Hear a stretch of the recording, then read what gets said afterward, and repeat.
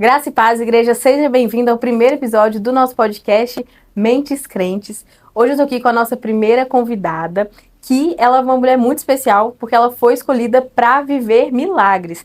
Eu tenho certeza que se você participou do nosso último culto, da campanha Recebereis Poder, você com certeza já sabe de quem que eu estou falando, né? Hoje eu estou aqui com a Patrícia, né, Paty? Seja bem-vinda. Obrigada, muito Como é que você tá aí? Tá obrigada. nervosa, tranquila? Tô nervosa, não transpareço, mas me sinto lisonjeada pelo convite de ser a primeira convidada. Primeira. Deu muito frio na barriga, mas me sinto honrada, tá? Ai, Pelo que convite, bênção. muito obrigada. Que bênção, é um prazer também receber você, tá? E que me conta um pouquinho dessa história. Como assim, escolhida para viver milagre? Como que isso começou? Como é que é? Assim, no dia da campanha, né, eu vim para a igreja buscando mais um milagre, né, de um problema que eu estou enfrentando. Então, assim, a minha expectativa era que o Senhor virasse e falasse, né, você está curada no nome de Jesus. Aham. Mas no momento em que ele falou aquilo para mim, fez muito sentido o que eu vivi ao longo da minha história, né? Assim, conversando com amigos, contando um pouco da história, novos amigos, eles falaram isso para mim, nossa, você tem muito milagre na sua vida, minha vida sempre foi muito normal, nunca aconteceu nada disso. E aí que caiu a ficha, começou a cair a ficha que, olha, talvez faça sentido, mas eu nunca tinha ouvido isso do Senhor. Confesso que foi assim, pesado ouvir isso do Senhor, porque grande milagre, na hora que é grande milagre, é porque é grande Sim. batalha, né? Então, assim, eu falei, meu Deus, assim, mas glória a Deus por isso, né? Pelo que ele já fez, eu sei que ele ainda vai fazer. E essa história de milagre, como que começou isso? Você já cresceu num lar cristão? Como que foi essa caminhada sua e os milagres? Até no dia, né, do culto com meu pai e minha mãe, e até quando chamaram meu pai, né, minha mãe disse assim, não, mas é você que precisa, é você que precisa. E aí depois a gente sentou para conversar, e eles viraram e falaram assim, olha, o primeiro milagre foi ter nascido, porque eles não sabiam se iam ter um terceiro filho. Então eu sou a terceira, a caçula de 3 irmãos, né, uma irmã mais velha, meu irmão, e eu por último. Então ela mesma comentou isso, sabe? Assim, olha, esse é o primeiro milagre porque o Senhor quis, né? O Senhor determinou que você viria. Eu nasci num lar evangélico, eu sou de Patinga, cresci num lar evangélico, mas quando eu tinha 9 anos, mais ou menos, meus pais tiveram uma decepção com a igreja e pararam de ir na igreja. E aí isso teve um alto preço, porque foi num período que, né, a minha irmã mais velha, ela estava com 13, então já estava na adolescência, o meu irmão com uns 10 e eu com 9.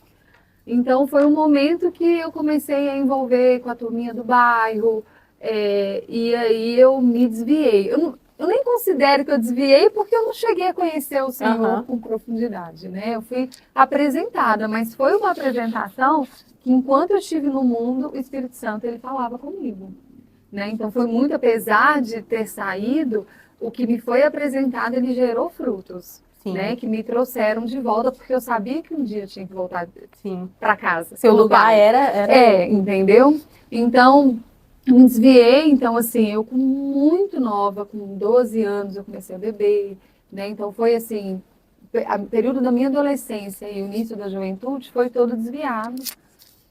Fui fora da presença do Senhor. E aí, quando eu tinha mais ou menos 20 anos, eu fui fazer faculdade em Uberlândia, na Federal de Uberlândia, fui fazer engenharia. E eu virava, porque todo mundo foi voltando, né? Minha irmã voltou, meu irmão voltou, minha mãe voltou, ficou eu e meu pai, sem voltar para a igreja. E eles oravam por mim e eu falava assim, olha, fique tranquilo, que um dia, quando eu cansar, né, da farra, da festa, quando eu aproveitar tudo, aí eu vou arrumar um namorado, vou casar e voltar para a igreja. Então eu sempre falava isso. E aí Deus usou uma pessoa dessa forma, um antigo namorado, me encontrei com ele e ele virou e falou assim, eu só volto a namorar com você eu só namoro com você se você for para a igreja comigo. E aí, como ele falou dessa forma, e eu falava isso para todo mundo, eu falei, agora. Porque muitas das vezes, assim, em festas, às vezes bebendo, o Espírito Santo falava comigo. Este não é o lugar, esse não é o seu lugar. Né? Já teve uma vez que Deus, claramente, eu não te criei para isso. Nossa. Então, eu sabia que um dia eu ia voltar. Na época eu tinha pavor de crente, detestava que alguém me procurava para orar. Mas foi assim que o Senhor me trouxe para a presença dele, né? Que eu voltei.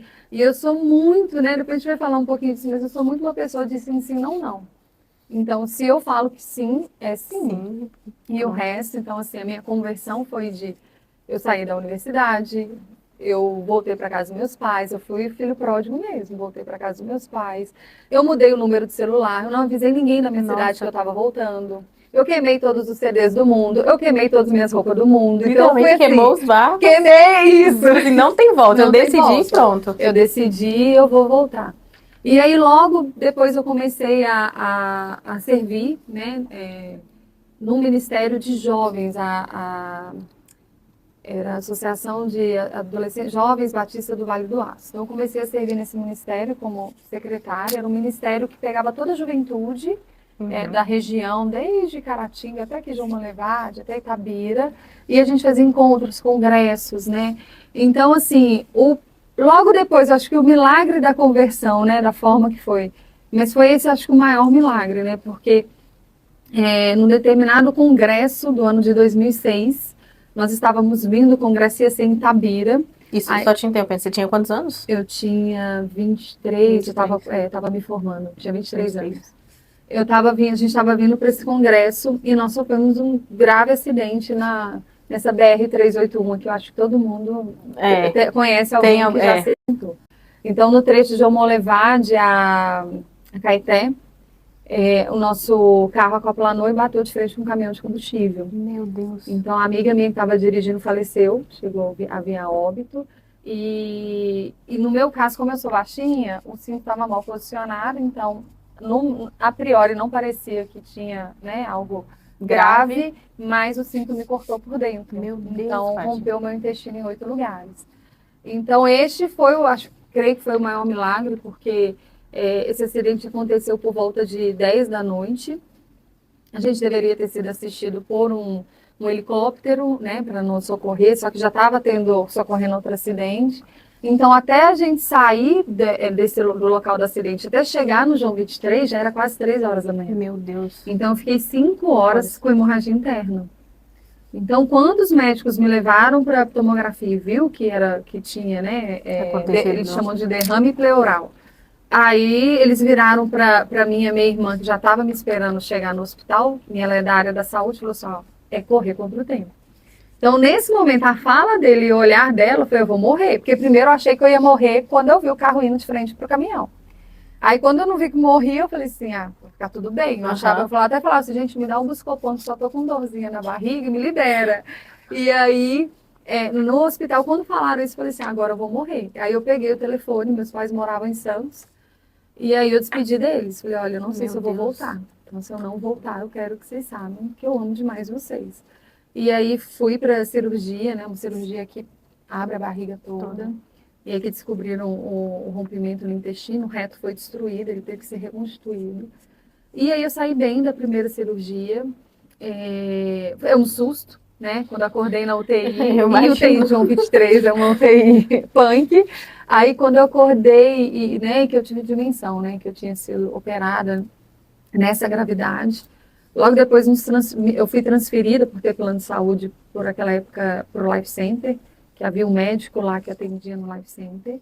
E aí quando eu cheguei lá, que ele virou e falou, assim, ele foi muito honesto, transparente, a abordagem dele, ele gostava que o paciente soubesse do estado. Ele falou, olha, o estado é grave, mas está sob controle, né? Então a gente só vai saber se a cirurgia deu certo depois que ela, né, evacuar pela primeira vez, usar o intestino pela primeira vez. E aí o acidente foi numa sexta, eu fui transferida na segunda, e era perto do feriado de 15 de novembro, que o acidente foi 10 de novembro. Então, no feriado, veio minha família inteira, veio muita gente me ver. E aí, na quinta-feira, o feriado foi na quarta, na quinta, quando eu fui tentar ir ao banheiro, o intestino rompeu. E aí, eu já estava muito debilitada, muito fraca. E quando os médicos detectaram mesmo que era de novo, né, já tinha o derrame pleural de novo, eu fiquei o dia inteiro com derrame pleural. Então, foi de manhã, eu só fui ser operada umas 5 da tarde, até prepararem tudo. Então, os médicos chamaram meu pai e falaram assim, ora, ele falou, reza, porque ela só tem 1% de chance de sair com vida desse bloco cirúrgico. E aí foi o momento, e assim, foi o dia que na época o meu pastor estava aqui de Ipatinga. Então sabe, teve muita gente que ficou de fato em vigília com meus pais, porque é uma cirurgia muito Sim. demorada, né? Em vigília com meus pais, orando, intercedendo, né? E ali, de novo, falei, agora eu já despedi de todo mundo. Eu lembro até quando o bloco cirúrgico do Life Center lá num andar muito alto, e estava assim um pôr do sol, e tinha muito médico dentro da sala, muita gente de branco. Falei, agora eu vou morrer. Estou perto do céu, agora eu vou morrer. Agora eu já despedi de todo mundo, já vi todo mundo. Uhum. E aí foi mais uma cirurgia de abrir a barriga toda. E ele me avisou que ele não ia me fechar, eu ia ficar com a barriga aberta, eu ia ser colostomizada. Ele falou assim, olha, agora a gente não vai priorizar a estética, a gente vai priorizar salvar. Falei, faço o que for melhor, né? Nossa. Eu quero viver. Depois que eu acordei e vi que não morri, eu falei, agora eu vou viver.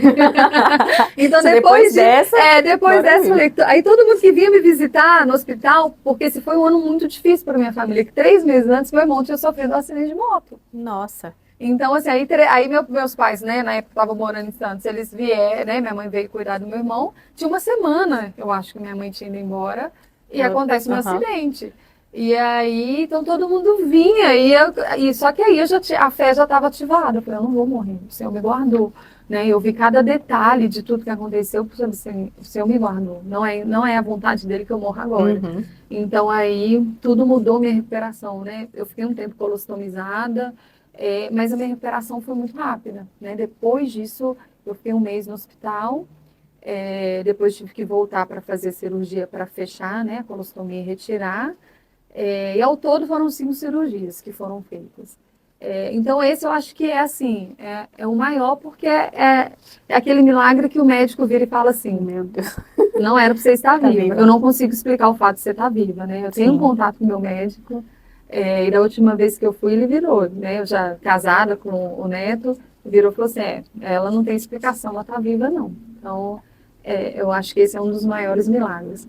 Então, assim que eu me restabeleci, eu estava me formando, era o último mês de faculdade de engenharia, né? Então, me formei ali eu brinco, eu me formei num leito de hospital.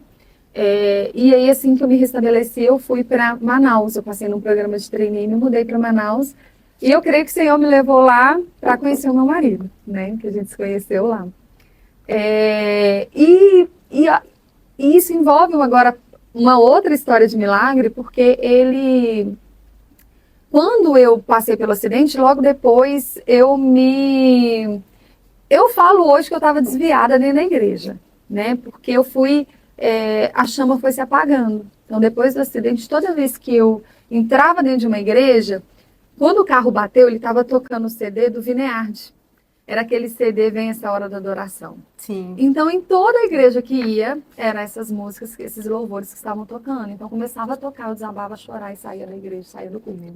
Então, aquilo foi, né, naquela época eu creio que eu deveria ter tido um acompanhamento, né, uma terapia. Sim. Eu fui liberada da terapeuta do hospital, então não achava, mas hoje eu vejo que eu deveria, que foi esfriando. Depois disso foi esfriando e é incrível, né, pensar que depois de viver um milagre desse, esfriar, mas de fato aconteceu. E aí foi nisso quando eu conheci meu marido, né? Meu marido hoje, meu namorado. A gente fazia pós-graduação juntos, nós nos tornamos amigos. Eu era domingueira, eu ia no culto no domingo, mas não tinha uma vida com Deus, né? E aí, um pouco antes de conhecer ele, por eu fazer, né? Eu sou engenheira e trabalhar só com homens, um dia eu declarei, eu falei, eu não vou casar. Eu não vou casar, liguei para minha família aqui em Minas, falei, anota aí que eu não vou casar. Aí meu pai até se brincou, por que você não vai casar? Eu falei, se você sabe o que eu vejo dentro da indústria, que os homens fazem. Não vou casar, não quero saber de casamento, anota. E aí logo depois eu conheço o neto, né? Aí volta tudo, né? Eu falo que Deus é especialista em me fazer pagar a língua, né? Ou eu sou especialista em me fazer pagar a língua, porque... aí eu sempre falava, se eu for casar é com mineiro, e o neto é paraibano. Então, assim, tudo que eu falei, né, Deus né, trouxe o neto, que é maravilhoso. E que, assim, eu costumo dizer que o neto foi um Oséias na minha vida. Porque como durante o tempo que eu tive no mundo, e isso não foi tratado, isso não foi curado, eu carregava muitas dores nessa área. né, de relacionamento, muitas dores. E Deus trouxe ele com um amor que eu vejo que hoje assim, é um amor que o Senhor colocou, né, para cuidar, para ser paciente, para amar, para mostrar, olha, eu não sou como os outros, né? Eu não sou, eu sou diferente. Então, ele foi, porque assim, com 3 meses de namoro, ele me deu um ultimato. Eu brinco até hoje que ele me deve um pedido romântico na Torre Eiffel, porque ele virou para mim e falou assim: ou o namoro é para casar ou acaba. Que Esse foi o isso? pedido de casamento. E eu Com falei, 3 meses? com três Que isso? meses. Porque eu estava participando de um processo seletivo para ir para a Natura, para trabalhar em São Paulo, e ele era conquistado da Chesf, aguardando ser chamado para ir para Teresina. Então o namoro, ele meio que foi um namoro que, tipo assim, tem data para acabar, porque cada um vai para um canto. Né? Então foi o momento que ele virou e falou, assim, então ou é pra gente, a gente vai dar um jeito, né? Fazer acontecer, ou vai terminar, ou vai acabar. Eu falei, não, então é para casar. E aí, depois disso, aconteceu algumas coisas na família que o Senhor me trouxe de volta, sabe? Que eu virei para ele e falei assim, olha, o Senhor me lembrou, né, que eu não sobrevivi à toa e que eu deveria voltar para os caminhos do Senhor, mas agora, verdadeiramente. E eu virei e falei isso para ele, falei assim, olha, agora eu vou voltar para o Senhor e eu preciso que você venha comigo, porque até então ele era católico e eu evangélica. Você venha comigo. E ele virou para mim e falou assim, eu não nasci para ser crente, eu não vou ser crente, nunca vou ser crente. E terminou comigo. Vixe. Já minha mãe já estava fazendo enxoval do casamento. Meu Deus. E aí eu entreguei para o Senhor, no outro dia ele me procurou e falou assim, eu estou disposto a tentar. E aí, nesse período, meu coração fechou, né? O Senhor fechou meu coração, porque eu tinha muito medo de ser aquele caso que eu vou, mas depois do casamento tudo muda, né? E eu fui para São Paulo, de fato chegou o momento de eu ir para São Paulo, eu fui trabalhar em São Paulo, e ele ficou. E o momento que a gente ficou separado foi o momento que o Senhor foi trabalhando no coração dele, convites que já tinham sido feitos, porque ele na igreja, ele aceitou, começou a visitar a igreja. E eu também, sendo trabalhada, ele foi um período que minha tia morava em Santos, então, nos finais de semana, eu ia ficar com ela, e a gente ia para Monte. Então, foi um momento que eu vivi coisas que eu nunca tinha vivido na minha vida com o Senhor, de campanha, de monte, de apresentar mesmo, né? E saber, Senhor, eu só vou se o Senhor for, se o Senhor disser que é, né? E o Senhor foi revelando o coração dele, né? E eu brinco, assim, foi a coisa mais linda que a gente noivou, e 1 mês e meio depois, ele aceitou Jesus num sítio. Conversando com uma pessoa, ele aceitou Jesus. Bênção. E aí, então, foi outro milagre. No momento, né, ele já estava morando, ele saiu de Manaus e foi para Bahia, foi para Salvador, região de Salvador. E então ele estava lá e eu em São Paulo, né? E aí eu lembro que nesse dia, né, porque uma pessoa chegou para mim e falou assim, olha, Deus manda você falar para ele o que você quer que faça com relação ao relacionamento, né? Porque o casamento marcado e um na Bahia e o outro em São Paulo. E aí eu apresentei para o Senhor, falei, Senhor, tem essa vaga, né? Era na Ford, tem essa vaga e tal, né? Eu quero essa vaga, que essa tem a ver comigo. Se alguém tivesse sido escolhido para essa vaga, que eu já tinha feito um teste e não tinha me dado resposta. Faça essa pessoa ter algo melhor para ela, né? Mas eu quero essa que apresentei. 15 dias depois estava sendo chamada para entrevista para aquela vaga. Uma semana, acho que 15 dias depois, eu estava mudando para Salvador. E aí, quando eu entrei na área que eu entrei e fiz amizade, uma das engenheiras, ela que tinha sido escolhida para aquela vaga. Nossa! E aí ela acabou decidindo para uma outra área dentro dessa área que eu entrei. E ela falou assim, eu vi que era melhor para mim e tal. Então eu vi assim, aquele cuidado do Senhor de levar. Então, o casamento, né, foi ali, a gente começou e foi um momento muito bom. Porque a gente casou morando em Salvador, a família dele na Paraíba e a minha aqui em Minas. Então foi um momento muito nosso. A gente criou realmente aquela unidade, aquela uma só carne. Né? Então foi muito bom, foi um tempo muito bom. Até virmos para cá. E aí a vinda para cá foi a mesma coisa. Eu sempre quis vir para cá, eu sempre quis voltar para Minas. Meus pais já estavam morando aqui em Belo Horizonte. E aí... e ele falava, não, eu quero muito mudar para BH, quero muito. E eu falei, olha, eu já olhei várias vagas de emprego e nunca achei nada que fosse do meu perfil e tal, porque eu sou engenheira de produção. E aí ele virou e falou assim, eu vou achar uma vaga para você. E tem isso, tá, gente? Quando o homem tem voz profética de decisão, ele vai lá e E faz. faz. Ele dá a voz, algo se move no mundo espiritual. Eu vivo muito isso dentro de casa. E aí ele entrou, na hora que ele entrou, a vaga que ele achou era a minha descrição de cargo, praticamente Que isso. da forma. Tinha uma vaga aqui, eu mandei meu currículo, no outro dia, 7 da manhã, me ligaram. No outro dia à tarde eu já estava fazendo entrevista. Eu não podia vir aqui, que era o momento de visita lá na empresa que eu estava. A empresa mandou pessoas para me entrevistar no aeroporto de Salvador. E aí foi tudo dessa forma. Foi assim que o Senhor me trouxe para Belo Horizonte. E aqui em BH foi um momento, assim, logo depois ele veio também, a gente ficou uns 2 meses ele lá e eu aqui. E aqui em BH foi um momento que o Senhor, né, desde que a gente veio, de aprofundar as nossas raízes. Logo depois a gente fez um encontro com Deus e começou a trabalhar em encontro com Deus. Então, assim, foi um momento que a gente viveu, né, assim, eu falo que assim, eu conheci um Senhor de uma profundidade que eu não conhecia, né, de experimentar a graça, experimentar a presença manifesta. Eu não tinha experimentado isso ainda. E aí logo a gente veio para cá, né, aqui para a missão, em 2015, então já tem 10 anos que a gente está aqui. E aí foi quando a gente começou também a tentar engravidar. Então, quando a gente nos casamos com 28 anos, com 30 a gente começou a tentar engravidar. E na minha família todas as mulheres engravidaram muito rápido, muito rápido. E eu tinha certeza, tanto que eu tinha até medo. Falava assim, não, vamos, né, prevenir e tal, até ter condição. E aí, quando a gente, de fato, começou a engravidar, o filho não vinha. Então, foi 1 ano, foi 2 anos, né? E aí, no final de 2 anos, eu fui na médica. E aí, nesse período todo, foram muitos diagnósticos, né? Então, o primeiro diagnóstico é que eu teria um problema no útero, que eu abortaria se eu engravidasse. E era sempre assim, um diagnóstico, Deus mandava alguém para orar. Assim, claramente, né? Esse do útero foi ainda quando eu estava em Salvador.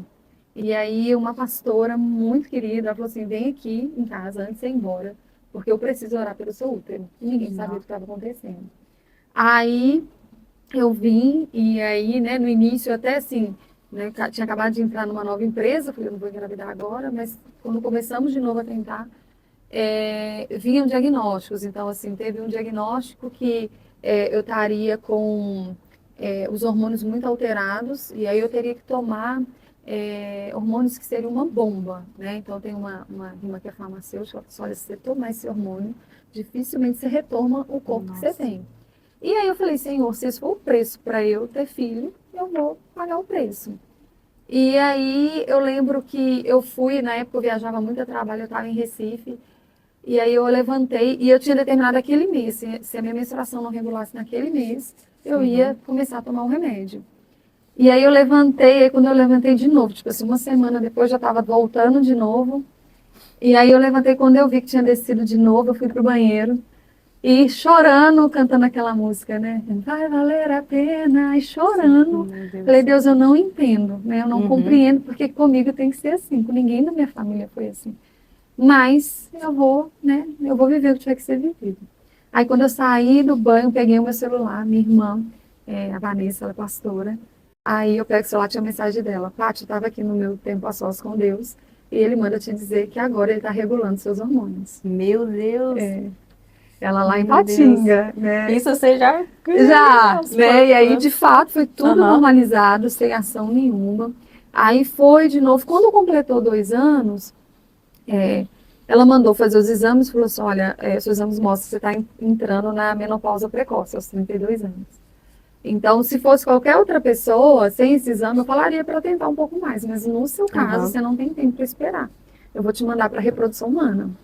Aí fomos para a clínica de reprodução humana. Fez todos, né? Ele fez todos os testes. Ele falou assim, olha, é muito provável que a causa da sua infertilidade esteja no acidente. Deve estar tudo muito aderido, não tem movimentação nas trompas. Então, a gente vai fazer um exame das trompas. E aí, no sábado, antes do exame, esse exame ia ser na segunda, teve um chá TPM.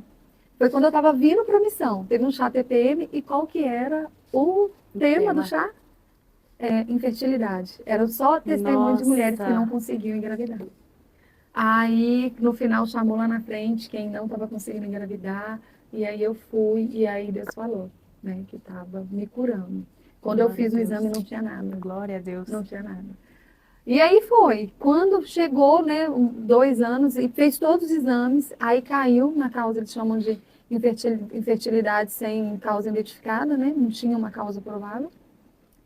Aí o médico virou e falou assim, olha, a gente realmente, né, concorda com a médica, né? Se fosse qualquer outra pessoa, ia falar para tentar mais. Mas no caso de vocês, mostra que qualquer momento você pode parar de ovular.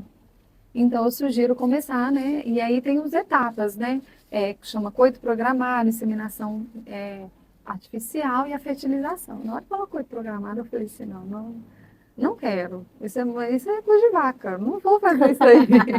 Mas na brincadeira, né? Mas aí eu virei aquela hora, o Espírito Santo falou comigo, filha, é o meu tempo. Né? É o meu tempo. E aí eu falei com o neto, falei assim, olha, vamos orar por um ano? Se em um ano o filho não vier, eu aceito fazer tudo que for. Mas vamos orar, vamos ficar um ano assim, em consagração ao Senhor, né? E assim foi. E foi um período muito difícil, porque veio as profecias que não se cumpriam. Esse ano o neto vai estar comemorando o aniversário do pai. O Dia dos Pais. E aí chegava o Dia dos Pais, eu não estava grávida. Então eu lembro que nesse dia mesmo, foi um dia que eu cheguei aqui na igreja. Na época o neto trabalhava na mesa de som. Então a gente chegava com antecedência. E aí eu cheguei e aí o pastor Aldo chegou para mim e falou assim, você vai abrir o culto. E esse dia foi o dia, né? Acho que foi o final de semana, Dia dos Pais, no final de semana. Eu estava muito chateada, muito chateada. Naquele dia eu não queria nem vir no culto. E aí eu virei e falei assim, não, pastor Aldo, você está pedindo para a pessoa errada, não, hoje eu não estou bem. Ele falou assim, eu não estou pedindo. Eu, pastor Aldo, né? Cada um tem um pastor que merece, né? Eu não estou pedindo, você vai abrir o culto. E aí eu fui era ainda aquele templo antigo. De reformar, né? Eu fui lá pro final e falei assim, eu não estou te entendendo, hoje eu não queria nem falar com o senhor. E como assim que eu vou abrir o culto? Eu falei, não tenho nada para falar hoje, né? E fui e abri o culto. E aí, na hora logo depois da pregação, foi um mover, né? Que o pastor pediu para todos os pastores saindo ministrando. E aí, a pastora Dani veio até em mim, eu não lembro de nada disso, gente, mas ela veio até em mim e falou assim, por que você está aflita com o filho? O filho eu vou te dar no meu tempo. Trabalha para mim que no meu tempo eu vou te dar um filho. Então, a partir daquele dia que eu sou assim, se o Senhor falou? A partir de agora eu vou sossegar. Então, eu falei assim, então é para trabalhar? Vamos trabalhar. Então, foi um momento que eu e o Neto trabalhando muito na obra do Senhor, apesar da nossa profissão, que demandava muito. E aí veio, quando chegou no início do ano, né, de 2016, que no meio do ano, ia ser em junho que ia completar um ano, né, daquele acordo que a gente fez. A minha tia de Santos, ela foi num congresso, acho que foi em fevereiro. Ela foi em um congresso também de mulheres que falou muito sobre a questão da infertilidade, né, da cura. E a pastora chamou na frente todo mundo e falou, se você tiver algum parente para representar, vem aqui, traz a foto que a gente vai orar. E aí, naquele momento, ela foi. E aí, quando ela mostrou a foto, ela falou assim, Deus me mostra que a infertilidade dela agora está na mente. Está na mente. Então, é para ela dar um passo de fé. E aí, ela me falou isso na época que a gente era do Ministério de Cura e Libertação, obreiro de Cura e Libertação, e aí eu estava travada na mente, questão de ser mãe. E aí a gente chamou, né, o Lucas e a Jennifer, né, explicamos tudo que o Senhor nos falou, e ele foi lá para casa, eles dois foram lá para casa orar com a gente. E foi um momento, de fato, de libertação, de cura, né, de cura, porque o inimigo já tinha feito, porque eu começava a falar, eu não posso ter filho, eu declarava isso, eu não posso ter filho, né, a minha madre está fechada. Então, era muito... Hoje eu entendo o poder do que eu falava, né? Que o inimigo começou a me fazer acreditar mesmo. E aí foi um momento, assim, né, muito forte. E ele virou e falou assim, hoje vocês vão dar um passo de fé. Vocês vão dar os nomes, que Deus já tinha nos falado antes que ia dar um casal de filhos. Vocês vão dar um passo de fé. Eu não sei o que vocês vão fazer, se vai fazer o enxoval, não sei o que vai fazer, mas Deus manda hoje dar o nome e dar um passo de fé. E a gente tinha acabado de comprar o nosso apartamento, tinha feito, né, decorado algumas áreas, tinha faltado uns cômodos. E eu tinha pedido à arquiteta para fazer um projeto da área de lazer, da cobertura, e uma área de serviço. Uhum. E aí eu mandei mensagem para ela, falei assim, olha, cancela a área de serviço e coloca um quarto de bebê. Aí ela, nossa, parabéns, você tá grávida. Eu falei, não, é pela fé, eu vou ficar Meu grávida. Deus. Mas faz o quarto de Sim. bebê. Ela, não, como é que eu vou fazer um quarto de bebê sem, né, sem saber se é menina ou menina? Faz unissex. Eu amo cinza e branco, pode fazer nesse Aham. tom e depois. E aí, Ana, no dia, e aquele ano foi um ano de propósito mesmo. A gente fez um propósito. Eu comecei o ano sem, eu falei assim, Senhor, eu só vou voltar a comer doce quando eu engravidar. E o neto a Coca-Cola, que era o vício dele. A gente fez a gente se consagrou mesmo ao Senhor Sim. para ter filho, Sim. né? E aí, no dia em que o projeto ficou pronto, que ela me mandou, o projeto tá pronto. Foi o dia que eu descobri que eu tava grávida. Meu Deus. Olha, eu tô arrepiando aqui. Meu Deus. Foi assim, eu viajei a trabalho, né? Eu viajei para um fornecedor e eu fui para a pista de teste. A gente foi testar controle de tração do carro, né? E aí o carro deu vários Uhum. cavalinhos de Cavalo. pau. E eu voltei com cólica. E aí quando eu voltei, eu não imaginava, porque para mim era muito dolorido fazer um teste de gravidez. Era muito, assim, né? Aham. Até falou assim, não faz, né? Espera para você não sofrer e tal. E aí naquele dia eu fiz, sabe quando você tá assim, eu não consegui nem ir trabalhar de tanta dor. E aí, sabe quando eu falei assim, acho que eu vou no pronto-socorro. E aí eu falei, não, mas se eu estiver grávida e eles não souberem, né, eu vou fazer um teste. E aí eu comprei teste de gravidez de farmácia. De início eu não tinha nada positivo, aí eu fui pra cama, assim, Uhum. uma eu chorei, falei, meu Deus, até quando? Quando eu voltei pra jogar tudo fora, tava os dois tracinhos. E aí eu fiquei Tinha sem dado- saber, E né? agora? E agora? Aí eu liguei pra minha irmã, falei, vai, aconteceu isso. Ela, ô, mulher de pouca fé, você tá grávida, grávida. mulher. Você tá grávida. E aí eu fui pro laboratório, né? Aham. Porque tem hora Vamos que eu sou igual confirmar. Tomé, né? Tem que ver pra crer. Aí Sim. fui pro laboratório. Aí quando eu tava lá, o Neto me liga, né?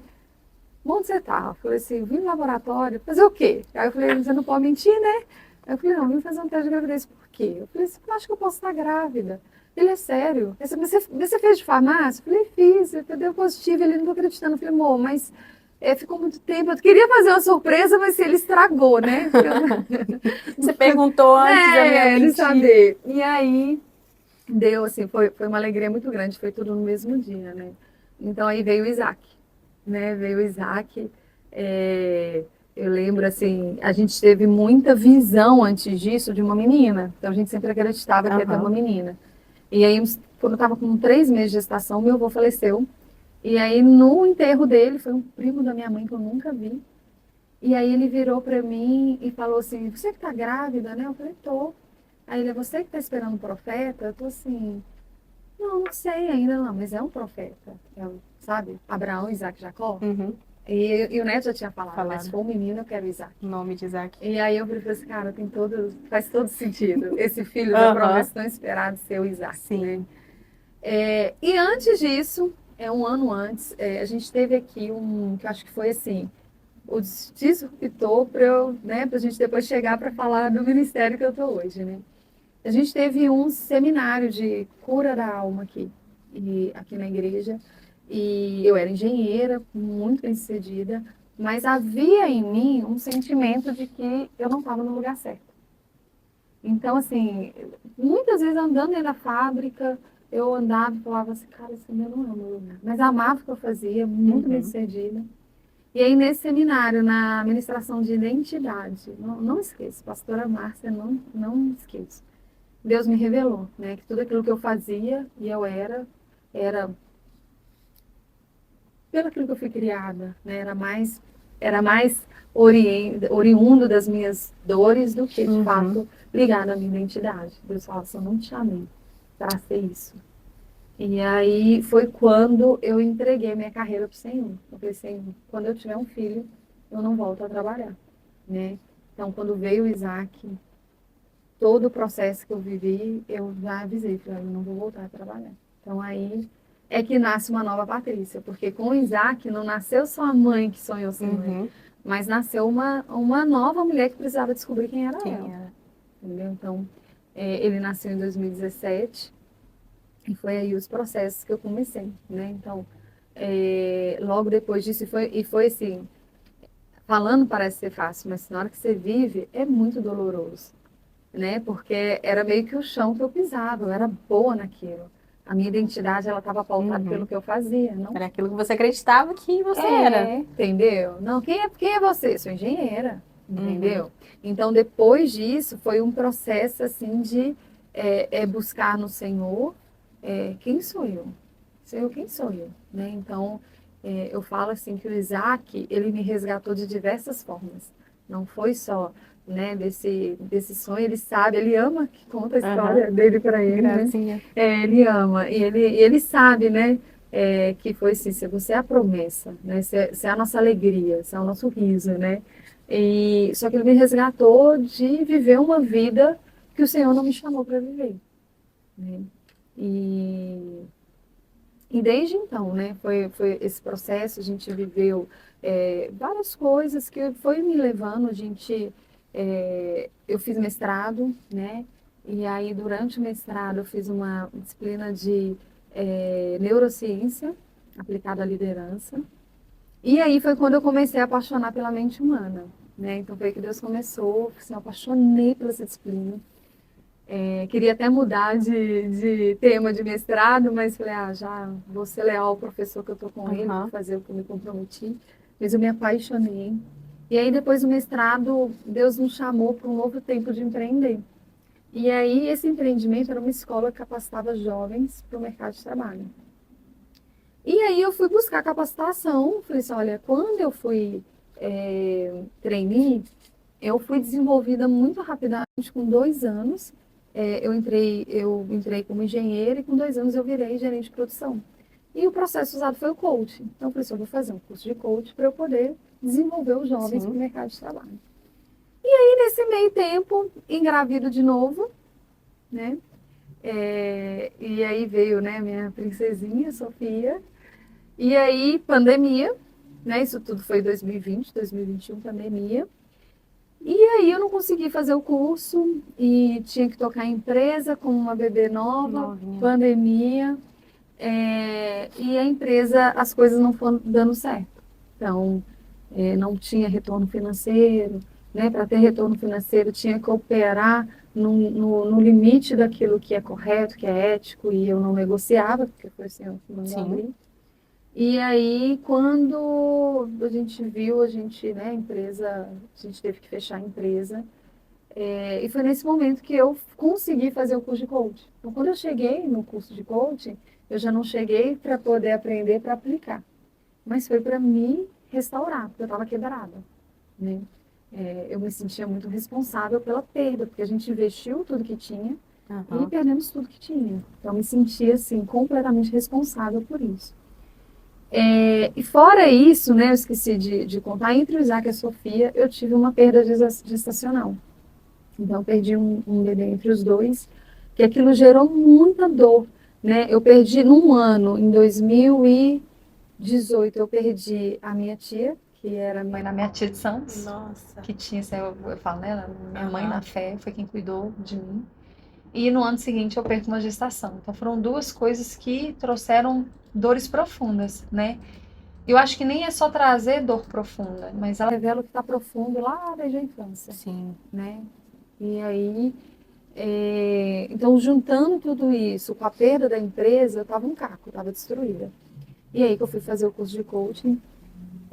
E foi lá que o Senhor me conectou ao que eu faço hoje. Né? Saiu de uma área totalmente diferente. Nossa, foi para um ponto para o outro. Totalmente diferente. Porque eu falava assim, eu sou prática, eu sou racional, eu gosto de máquina, amava o que eu fazia. E aí o Senhor começa a me trazer para trabalhar com pessoas, e não só isso, né? Quando eu fui fazer o curso, eu fui vendo que todos os males estavam na infância, aí eu falei assim, meu Deus, eu tenho que fazer algo. Eu não posso pegar isso aqui. Né? A compreensão que eu tive é que se o diabo trabalhar bem na infância de uma criança, ela vai ser cativa a vida dela inteira, entendeu? Então aquilo começou a gerar um ardor no meu coração, eu falei, eu tenho que fazer algo, né? Que foi quando o Senhor, eu nunca imaginei que o Senhor um dia me chamaria para trabalhar com criança. Nunca, porque eu nunca fui aquela que a criança chega, vem, brinca, entendeu? Eu sou mais dura, mais seca, eu nunca fui. Então, assim, quando o Senhor começava a levar, né, o Isaac para a salinha, quando eu voltava com um negócio, e várias vezes eu passei pelo pastor Romero, né? Aí ele olhava pra mim, Ele fica rindo assim, fica, ai meu Deus. Teve outro dia que ele veio e falou assim, até quando você vai fugir? Porque Deus está te chamando. Nossa. E aí aquelas assim que eu preciso de confirmação A, B, C, D, F, né? Então assim, não me confirma aqui, não. Agora me confirma aqui, agora me confirma aqui. E aí foi, só que havia mesmo, sabe? Assim, foi aquele negócio, cada vez que eu aprofundava no conhecimento da mente humana, né? Na formação de crença, e de todo mundo que eu atendo, todo mundo que eu atendo, eu via lá sendo atendido. O problema estava na infância. O problema estava na infância. Eu tenho que fazer aula. E foi assim que eu vim para o Ministério Infantil da igreja, né? Então, assim, o que me moveu, o que ardeu meu coração foi isso, né? A gente tem que fazer algo, a gente tem que trabalhar em cima disso. Porque é ali, né? Tem coisas, até hoje, que eu acho assim, hoje a minha visão de cura e libertação ela é diferente. Porque antes era tudo assim, muito no espiritual, no âmbito de, é ataque demoníaco, Sim. é opressão, e hoje eu entendo o seguinte, se ele deixou uma brecha aberta lá, essa brecha vai estar aberta a vida inteira. Ele não precisa fazer esforço para atacar. Porque aquela brecha está lá, ele só vai mandar uma circunstância que lembra aquilo que viveu, que ela vai estar de novo. Vivendo, tendo os mesmos sentimentos, os mesmos medos, dores, né? Então, assim, aquilo para mim foi o divisor, né?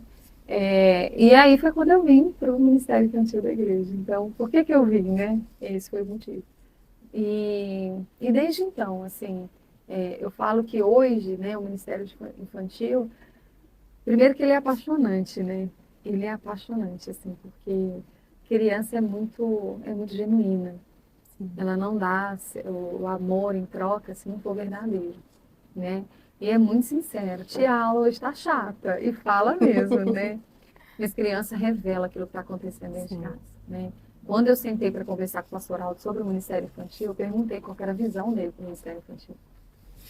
E aí ele virou e falou assim, eu quero um centro de treinamento, eu quero uma escola. Né? Eu quero um lugar que as crianças vão conhecer muito profundamente a palavra e o Senhor. E eu virava e falava assim, eu não negocio a presença e a palavra. Que eu acho que se a gente conhece a presença de Deus manifesta.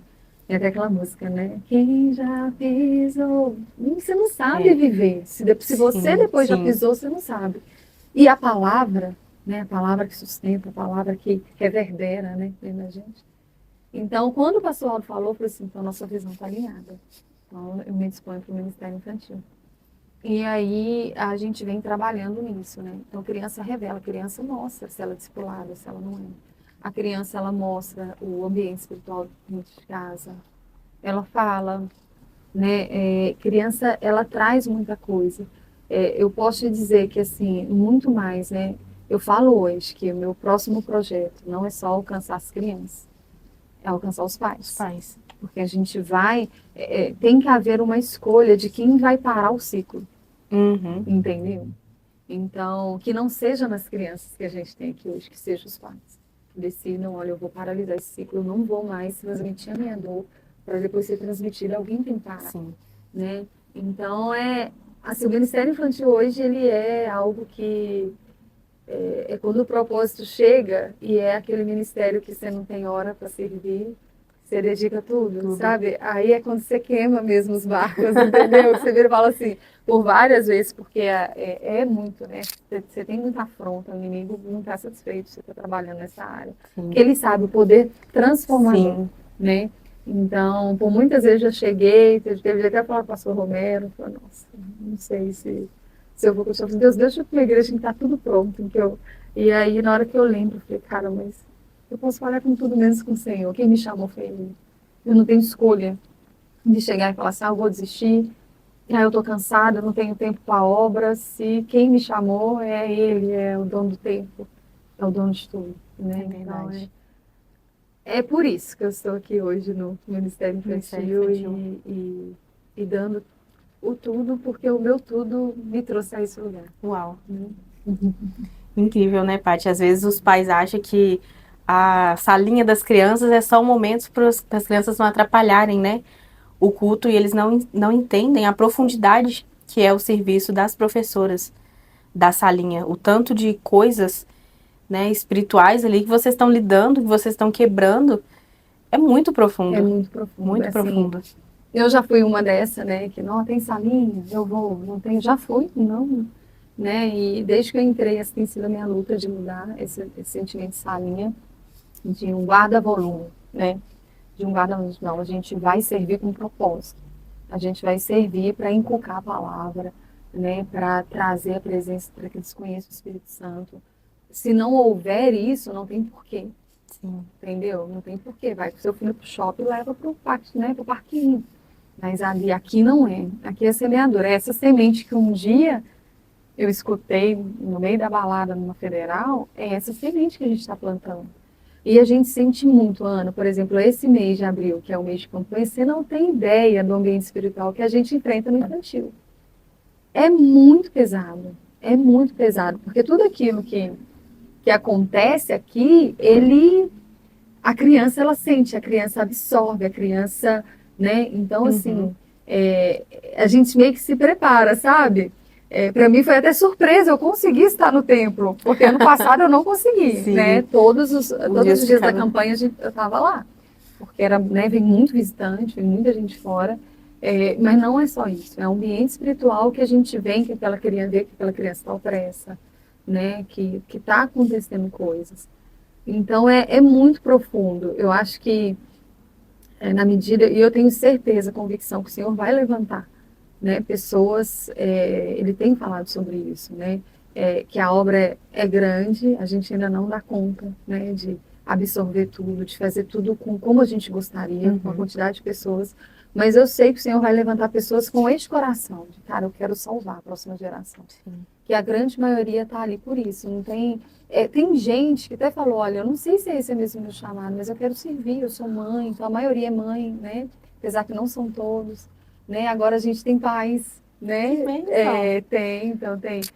Tem 2 homens trabalhando, tem vários homens agora que entraram para a parte da recepção, né? Que assim...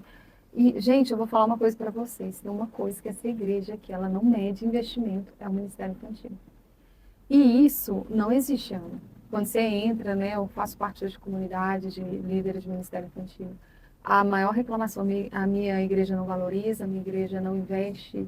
E assim, tudo que a gente, né, fala, vamos investir nisso, vamos fazer isso, a igreja coloca. Isso e é quando verdade. não coloca, o Senhor coloca. Né? Um ponto disso é a Igreja Kids, né, que está sendo construída agora. Acredito mês que vem, será assim que... acredito que mês que vem, em junho vai estar tudo prontinho. Foi, assim, cara, é um negócio que nasceu de, né, ó, desenha aí como que você gostaria que a gente vai mudar. Primeiro ia só trocar o piso. Aí tinha projetos de expandir a igreja, nós vamos ter que tirar o infantil dali. Então, mostra aí o que está precisando, porque eu sempre falava, a gente precisa de bebedor lá dentro, porque a gente não tem bebedor, então você precisa sair com as crianças, ou trazer garrafa. Não tem banheiro. Então, às vezes tem uma tia só servindo e tem que sair para levar a criança no banheiro. Então, a gente já tinha trazido, ó, a gente precisa de banheiro lá dentro, a gente precisa disso. E aí, o pastor Aldo virou e falou assim, aqui, então desenha aí para mim o que você quer. Que aí eu vou ver com o pessoal da sede, né, para poder ver o que pode fazer. E a gente fez um churrasco no Ministério Infantil, falei, gente, ó, o pastor falou para desenhar. Aí a gente ousou, né? Todo mundo dando pitaco, pegou, foi no guardanapo. Meu Deus. O original foi no guardanapo. Aí todo mundo... Não, aqui, ó, a gente tem que ter essa linha aqui, vamos pôr banheiro aqui, vamos pôr uma recepção, um berçário, porque muita mulher, né, hoje tem dificuldade de amamentar. Sim. Aí vamos ter aqui, vamos pôr uma sala de atendimento, porque a gente precisa conectar mais com os pais. Né? E foi, né? Não, vamos pôr um parquinho também, imagina se as crianças tiverem um parquinho para... Né? Então, a gente foi colocando e mandamos. Mandamos primeiro o pastor Romero. O pastor Romero vocês têm fé demais. Vocês têm... Ela falou, né? Pediu para fazer. Vamos fazer certinho. Aí, e aí, né, o pastor Romero passou o pastor Aldo. Aí, diz o pastor Aldo conta que esse desenho, ele estava na mesa dele. E aí perguntaram para ele, né? Falou assim, olha, o que é esse desenho? Aí ele falou, é um projeto de ser um Ministério de Mulheres de Escola, né? E aí a empresa, né, em que ele trabalha, virou e falou, olha, eu vou investir. Nós vamos construir essa igreja. Então, assim, É outro saber o milagre. seguinte, é outro milagre, porque você sabe assim, olha, o Senhor está nisso.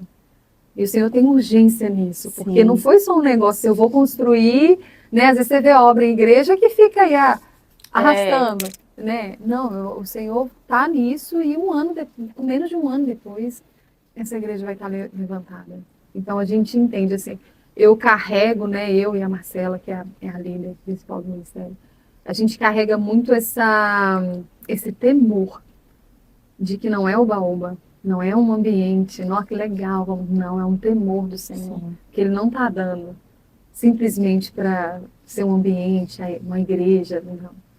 Eu sei que com isso o Senhor espera mais da gente, né? Eu sei que com isso vai atrair mais família, eu sei que a gente tem que estar mais capacitado, a gente tem que estar mais pronto. O Senhor tem nos falado que vão chegar crianças abusadas, crianças endemoniadas, e que a gente tem que estar preparado para isso. Então, essa obra me traz, por isso que às vezes o pessoal fala, nossa, deu uma atrasada, eu amém. Amém, não Deus tem sabe de problema, Deus tudo, sabe tudo no de tempo tudo, dele. porque a gente está levantando o ministério, Sim. né? Tratando o ministério, curando o ministério, organizando o ministério, para chegar num ponto de estar tudo ok lá. Então a gente vê, em tudo a gente vê. Né? A gente adotou, né, as revistinhas que a gente colocou aqui para as crianças. Era uma revista que já era adotada, mas antigamente a gente tirava xerox, né? E aí a gente decidiu que já que é escola, a criança vai ter sua própria revista. Ana, você não tem ideia. Aí que elas têm para casas, atividades. E aí, mais uma vez, você percebe, né? A criança que é ministrada em casa, criança que chega e fez para casa em casa, e sabe aquela coisa mais linda, o amor pela revista. Aham. Que a criança que leva isso a sério, né? Que há esse investimento de levar a sério, há um amor. A gente ia fazer cerimônia de entrega de medalha nesse domingo e uma das medalhas atrasaram para chegar. Elas ficaram extremamente decepcionadas, né? E há também, né, as que estão com tudo vazio, que realmente o que demonstra que a palavra que elas recebem é aqui, né? Então, por isso que eu falo assim, a criança ela traz muita coisa, ela revela muito da família, sabe? Ela é um termômetro muito forte da casa, como as coisas estão acontecendo. E esse é mais um, né? Então, esse ano elas vão trabalhar, né? Conhecer Jesus e torná-lo conhecido. Então, elas vão ver o Novo Testamento inteiro. Até o ano passado, elas viram o Antigo Testamento numa visão panorâmica. Uhum. Então, a ideia mesmo do Novo Templo Kids é ser uma escola com versículos, né, com a linha do tempo, para elas entenderem. A gente Sim. quer, nessa faixa etária que é até 8 anos, inculcar o que é a palavra. É pegar uma Bíblia e saber sobre uma visão geral daquele livro, né, da Bíblia. E inculcar coisas que vão estar lá. É uma sementinha, a gente sempre fala isso. A semente que a gente está ali regando, verdade. nós não vamos ver os É frutos. verdade. Né? Tomara que um dia, né, assim, eu vou ver nos meus filhos, essa convicção eu tenho. Mas de muitas crianças, talvez a gente não vai ver, né? Mas a gente sabe que está lá, se a parte da nossa semeadura foi feita, né? É verdade. Então esse é o nosso propósito ali, que vai muito além de interter enquanto o culto está acontecendo. É verdade. É verdade. Ô, pai, deixa eu te perguntar. Esse curso que você fez de coaching, tem algumas coisas que ele te ajuda nessa questão das crianças? Muito, muito. A entender melhor o comportamento? O comportamento revela dor. Então, por exemplo, a criança, eu acredito que o Senhor nos dá uma criança emocionalmente uma tela em branco. Na gestação as coisas começam a acontecer, né? Antes da criança nascer mesmo? Já Meu tem Deus. impacto. Já tem impacto. Tem coisas que você pega que foi na gestação. Né? Uma criança, por exemplo, que foi rejeitada na gestação, o impacto ele vem. Né? Criança que foi, né, abandonada, o impacto vem. Então, assim, começa na gestação. Então, você começa a perceber, né? Você já ali, eu não trabalho diretamente com as crianças. É o que eu falo, para mim, é o termômetro. E é o que arde no meu coração, o que está pronto para cuidar dos pais. Uhum. E essa, assim, eu falo isso muito com a Marcela. Eu falo, Marcela, você é as crianças, eu sou os pais.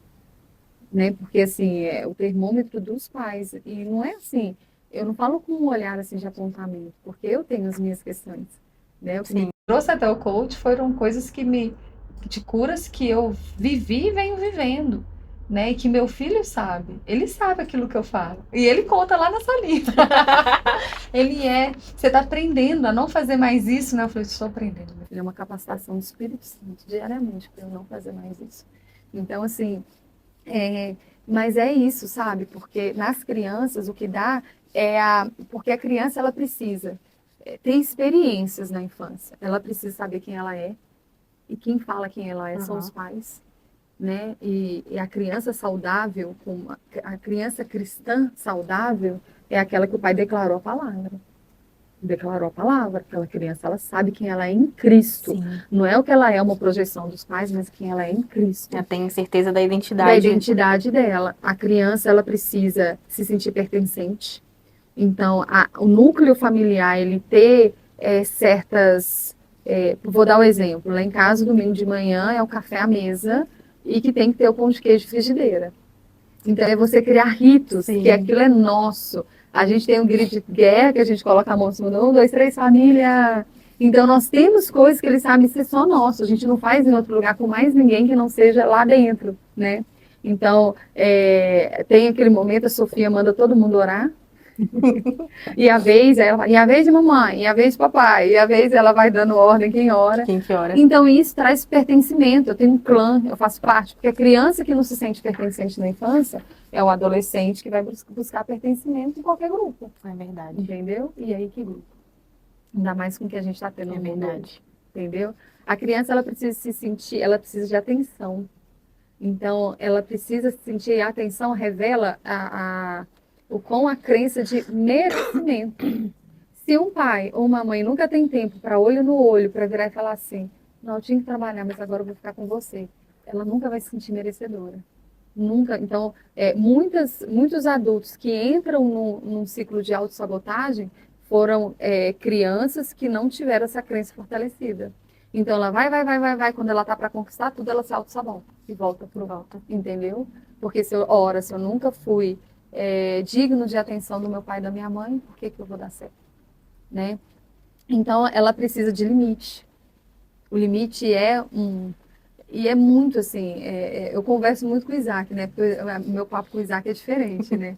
Aí teve um dia que eu desci no parquinho do prédio, no condomínio que a gente mora, eu nunca tinha visto uma criança que estava lá. E eu desci, tem um parquinho, que aí eu desci, estava com eles, ele tentando empurrar a Sofia não gosta. E eu vi que a mãe não estava fazendo nada, aí eu falei baixinho no ouvido, falei, vamos subir, vamos pegar o patinete e skate, vamos para a quadra era do outro lado, aí fomos. E aí passou uns 5 minutos, estava lá, chega o menino. Nossa. O menino chega e empurra a Sofia do patinete dela. A Sofia ainda não tinha feito 3 anos. 3 aninhos. Aí eu falei, não, você não vai fazer isso não, me devolve o patinete. E aí o Isaac posicionou, não deixou, que ele tentou empurrar o Isaac do skate, o Isaac já anda, né, em pé, tentou empurrar, ele posicionou, não vou emprestar. E aí foi assim, de um ponto que tipo assim, vamos para casa, que não vai dar. E aí a mãe virou e falou assim, nossa, porque eu falei sério com ele, eu virei e falei assim, devolve agora. E tomei dele, falei assim, não vou fazer isso. Na frente da mãe. E aí ela falou assim, a gente que é mãe, né, não sabe dizer não pro filho. Então, ali é o reflexo. Aí quando eu fui embora, aí eu fui ministrando o Isaac. Falei, Isaac, tá vendo? Tem não que você fala assim, não, a mamãe é muito chata, mas é esse não. É necessário, né? Que eu te protejo disso aí. Sim. O menino tava clamando por limite. Clamando por limite. Então o limite, ele é muito necessário. Então, assim, são essas experiências, a criança, ela precisa aprender a doar. Ela precisa ter essa experiência, sabe? De dar, não só receber. Então, isso também é importante. Então, assim, o que a gente pode ir lá, quando eu percebo que tem uma criança, né, eu gosto muito de sondar o coração. Então, eu fico sempre com a turminha de 6 a 8, porque já são crianças que já têm experiências, já tem crianças que já sofreram bullying. A gente já vê aonde o inimigo está querendo distorcer o negócio, Sim. Entendeu? Já dá para perceber. Então, com elas, eu gosto de sondar o coração. Né, de sempre, né, a gente está falando, aqui, eu vou te dar o exemplo da última lição aqui, aula super legal, e a gente falou um pouquinho na penúltima, sobre ajudar, eu vou ajudar, então é sobre ajudar pessoas que estavam doentes, precisando de ajuda. Aí eu vou. Alguma vez você não se sentiu ajudado? Entendi. Aí nisso a criança Já começa. solta. Então, assim, na hora que você vai sondando, o que eu quero é conectar o coração. Porque às Sim. vezes tem coisas que acontecem, gente. Se nem tudo que acontece na infância, a gente não vai conseguir blindar os nossos filhos de terem as suas dores emocionais. Não vai. Isso aí é fato. Porque tudo depende do significado que a criança dá para aquela experiência. Então, por exemplo, às vezes a mãe atrasou no trabalho e atrasou para pegar a criança. Aquilo gerou um sentimento de abandono para a criança. Mas não foi algo proposital. Sim. Entendeu? Então, já teve uma criança que falou assim, eu fui abandonada e não sei o quê. E aí eu fui ministrando, eu falei assim, olha, conversei com ela, eu falei assim, você já conversou isso com sua mamãe? Já e tal, mas eu ainda me sinto. Então, assim, eu vejo esse reflexo no o que eu quero toda vez que eu tô lá é sondar o coração. É alcançar o coração. Se eu alcanço o coração, eu sei o que está passando. Então, já teve caso de eu chamar o pai e a mãe e falar assim, olha, eu estou sentindo que está assim, estou sentindo que está assado. Então, nessa turminha de 6 a 8, eu amo porque a gente já chega lá. Não dá para corrigir, porque até os 7 anos, o pai e a mãe, ele ressignifica. Se eu estou vendo que meu filho, aquilo está machucando o meu filho, se eu mudar, eu vou ali acumular novas experiências que vão gerar novas crenças e novos pensamentos, novos comportamentos. Depois disso, aí a criança já precisa começar, né? Depois que algumas dores são muito enraizadas, aí quando vem, vai precisar de uma terapia. Então, nesse momento, é crucial. Eu falo que o 6 a 8, que é o primeiro setênio da vida né, de um ser humano. Então, ele é crucial, assim, e por isso que ele tem muito meu coração, né? E depois disso, não adianta, né? Então, assim, o coach, ele não trata criança nem adolescente, porque é incongruente. Incongruente a gente está tratando aqui se a fonte não está sendo tratada. Então, ele não trabalha com isso. Por isso que o meu anseio é alcançar os pais e as mães. Porque a gente de fato vai gerar uma geração saudável, né? Eu creio que muitas das respostas para aquelas, tipo assim, nossa, eu criei meu filho no evangelho e ele desviou. Eu falei, você criou no caminho emocional, ensinando quem ele era, ensinando ele como a se reagir, porque o filho ele vai aprender a reagir emocionalmente com a gente. Se eu me descabela cada situação e minha fé não está no Senhor, criança no futuro, essa é a referência. Entendeu? Se tem um pai ou uma mãe que é super cortês, é super solícito, é super amável dentro da igreja, mas em casa tem um cão, são esses os casos que geram mais revolta. Né? Os casos que têm demais a se afastar do Senhor. Peraí. Quando está na casa de Deus, é um santo, vai dentro de casa, o pau comum, entendeu? Então, assim, são essas questões que ardem meu coração, Ana, assim, é por isso que eu estou lá. E é por isso que eu falo, assim, não tem escala, entendeu? Se precisar de mim todos os domingos, eu vou estar todos os domingos, porque não é... Agora você se encontrou verdadeiramente não é assim, é propósito, entendeu? Então ele vai além do eu quero servir ao Senhor, eu quero fazer algo, né? Que às vezes as pessoas procuram, eu quero ajudar. Aí eu até falo, Senhor, não precisa de ajuda. Você precisa encontrar o seu coração, porque na hora que ele encontra, acabou. Você não tem limite pro Senhor. É verdade. Porque eu já fui uma dessas como servas, que, não posso, já fui, né, do diaconato, não posso servir e tal. Hoje, se não tiver, claro, né, uma viagem, nada, se eu estou aqui, eu vou lá. Estou precisando de ajuda. Porque é até isso, né? Tem gente que vira e fala assim, nossa, eu preciso estar no templo principal para ser ministrada. Cara, tanto que eu sou ministrada ali dentro, você não tem ideia? Primeiro para o seguinte, para você estudar uma lição, para você trazer na linguagem das crianças, você tem que, sabe, estudar e orar. E o Senhor fala muito com a gente, entendeu? Então, por exemplo, eu vou ajudar. E aqui nessa lição era para levantar um clamor para quem estava doente. E eu estou, né, lutando contra uma enfermidade. Qual era a única pessoa no dia que precisava de oração? Você. Nenhuma criança precisava. E eu falei assim, cara, o Senhor está falando comigo aqui. Entendeu? Então, assim, muitas vezes eu falo assim, olha, eu entendo que o alimento, alimentar em casa. Alimentar é Bíblia, é oração, Uhum. é jejum, é escutar uma palavra. É claro que eu entendo que é importante a gente estar unido como igreja, né, na comunhão dos santos, recebendo a palavra que o Senhor tem para a igreja.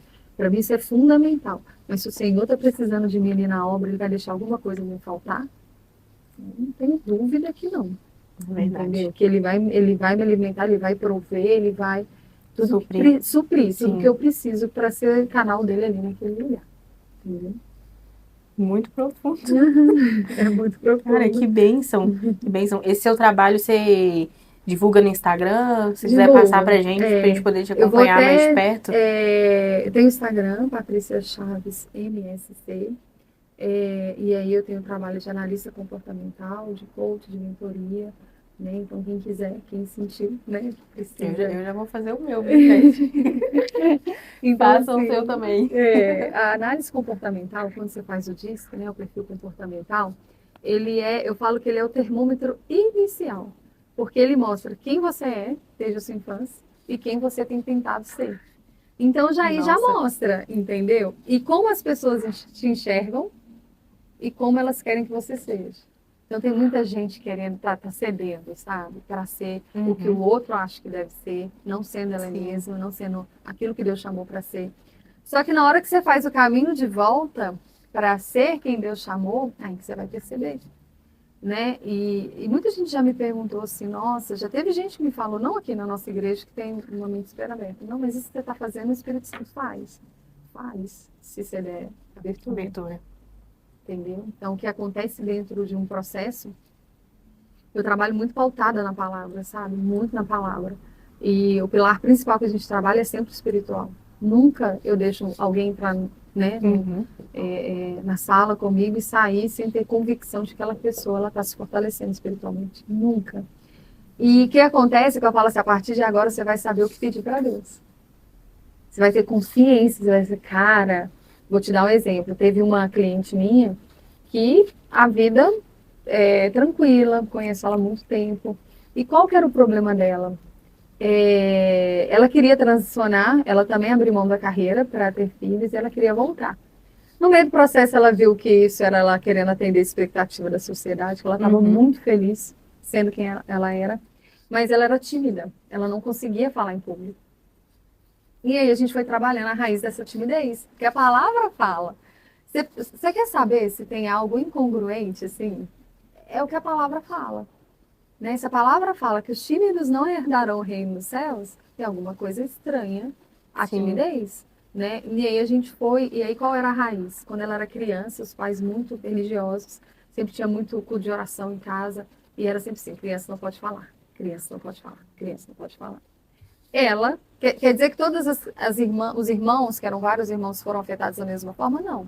Aquela criança com aquele perfil deu aquele significado de que eu não posso falar. Então, a partir de agora... E aí ela destravou. Aí ela voltou na próxima sessão. Eu fui na reunião de paz, eu fui a que mais falei. Né? E assim, a alegria, sabe? A alegria de saber quem destravou, Senhor. Ela só teve consciência de que aquela fala estava travando ela. Entendi. Né? Então, assim, durante quando a gente faz o caminho de volta, a gente vai vendo. Tem uma outra cliente que eu até estou atendendo ela aqui da igreja. E ela já tratou tanta coisa que nessa semana eu falei assim, agora é sutil. Agora é muito sutil para a gente perceber né, o que está te levando a um lugar de ansiedade e não confiar plenamente no Senhor. Então agora, como você já tratou coisas tão profundas, agora são sutilezas, né? E aí, então, assim, o perfil comportamental, ele mostra essa diferença e a gente faz o caminho de volta. Uma coisa que eu quero muito falar sobre o perfil comportamental, que muita gente já tem, né? Vê nas redes, às vezes faz um autoteste. E o crente que pega o perfil, fecha a carapuça e fala. Eu ajo assim porque eu sou dominante, eu sou direto, eu sou, às vezes, sou um sanguíneo, trator. então por isso que eu sou assim. Eu sou um trator mesmo. Aí também entra a palavra, porque o fruto do Espírito é verdade. Amor, alegria, paz, bondade, mansidão, domínio próprio. Então, assim, contra essas coisas não há lei, não há lei, entendeu? Então, assim, se eu estou usando o meu perfil para dizer eu vou agir sempre assim, eu luto demais, né, com o meu perfil. no Senhor para dizer, Senhor, me capacita. Eu não quero, né? E que eu acho incrível, assim, tem coisas que é a minha mente, sabe? Não é nenhuma teoria, não. Quando você pega, né, o perfil comportamental, você mostra que todos aqueles que estão em excesso, vou pegar aqui para te mostrar, eles revelam que o perfil, quando ele dá uma nota muito alta, o dominante, que ele é um dominante muito alto, o conforme, que é um conforme muito alto, olha aqui, o dominante, que é muito alto. Gente, quem é o dominante? É aquela pessoa líder para resultado. Esse é o dominante. O dominante altíssimo, ele é arrogante, opressor, agressivo, individualista. Essas são as características. O influente, né, muitos conhecem como sanguíneo. O influente, ele é aquele que lidera pessoas para influenciar, para persuadir. Ele gosta de influenciar, liderar pessoas. O influente altíssimo, ele é superficial, impaciente, inconveniente e vaidoso. O Senhor não fez ninguém para ser isso aqui. É verdade. A mesma forma, o estável. O estável, ele é o fleumático, né? Como as pessoas conhecem como fleumático. E aí ele é estável de respeitar ritmo. Então, o estável, ele tem o ritmo dele, no tempo dele, né? Ele é uma pessoa voltada para pessoas, mas ele é um bom ouvinte. Eu acho que eu sou desse. Você acha que é estável? Tirou o estável do ritmo dele, fez os trens sem planejar, tira ele do centro dele. Então, pode ser. Mas o estável altíssimo, ele é devagar, indiferente, passivo e sarcástico. E o conforme, né? Então, o conforme, ele também ele é um bom ouvinte, ele prefere ouvir do que falar, e ele é voltado para resultado. E aí, o conforme, o altíssimo conforme, ele é pessimista, perfeccionista, legalista e resistente. Então, o que o Senhor me mostra aqui? Todos os perfis, aqui é pior quando está num nível muito alto. Eu nunca peguei ninguém aqui, tá? No máximo que eu pego é aqui, nesse aqui. Mas, o que o Senhor me mostra? Todos os perfis têm pontos fortes, pontos fracos. Todo perfil tem algo que o Senhor nos mostra que o poder dele se aperfeiçoa na nossa fraqueza, que nos leva a depender dele, entendeu? Então, por exemplo, eu sou, e normalmente, gente, diferente de todo mundo acha, ninguém tem só um perfil. É muito difícil ter perfis puros. Né? Entendi. Então, assim, geralmente a gente tem o quê? Dois? Dois, tem gente que tem 3, tá? Que são os perfis que dão as notas acima de 50 pontos. Então, por exemplo, eu sou conforme dominante. Então, olha o que o Senhor fez. Ele pega uma pessoa que é altamente voltada para processos e resultados para trabalhar com a pessoa. Tá entendendo? Então, assim, Deus pega aqui, né? Se fosse eu nunca tive dificuldade de comunicar, mas quem me conhece no dia a dia sabe que eu não sou aquela que chega falando, conversando e tal. Me comunico quando necessário. Mas o Senhor me tira daqui, né? Não que eu perdi a minha essência no dia a dia, eu opero muito no quem eu sou, mas para trazer no lugar de ser uma boa ouvinte, né? De influenciar, né? Então o Senhor me trouxe para esse lugar. Mas com uma dependência total do Senhor, porque hoje eu tenho plena convicção do que eu preciso fazer, do que me atrapalha. Eu sei aquilo que me atrapalha ministerialmente, entendeu? Que eu falo assim, Senhor, eu preciso da tua graça. Todas as vezes que eu pensei em desistir do ministério, não foi por causa do que o outro fez, foi por como eu reagi. E aí eu virava assim, eu não estou pronta, deixa eu voltar para o banco, eu não estou pronta. Porque não é sobre o que o outro faz, é como não me reage. Sim. Entendeu? Se eu ainda não consigo reagir conforme... E aí é entender que é a graça, né? É o Senhor que vai me capacitar. É a porção dele diária, a presença do Espírito Santo em mim, que vai me fazer agir não mais na raiz desse perfil, mas conforme ele. Né? Então, eu acho que um dominante clássico é Paulo. Matava, perseguia, né? E aí ele, né, era Saulo que vira Paulo. Entendeu? Que amou de uma forma... É verdade. Aí que entra a graça, né? Algo que a gente não explica, não é nosso. Ele não deixava. Hoje eu estava lendo 2 Coríntios 9:10 e ele falava sobre isso. Ele tem hora que eu ajo dessa forma. Mas e assim, é muito claro para mim. Eu amo ler Paulo, amo. E quando eu leio, eu vejo, gente, ele não deixava de ser, quando ele tinha que ser firme, direto, e falar o que tinha que ser falado. Mas ele havia o amor.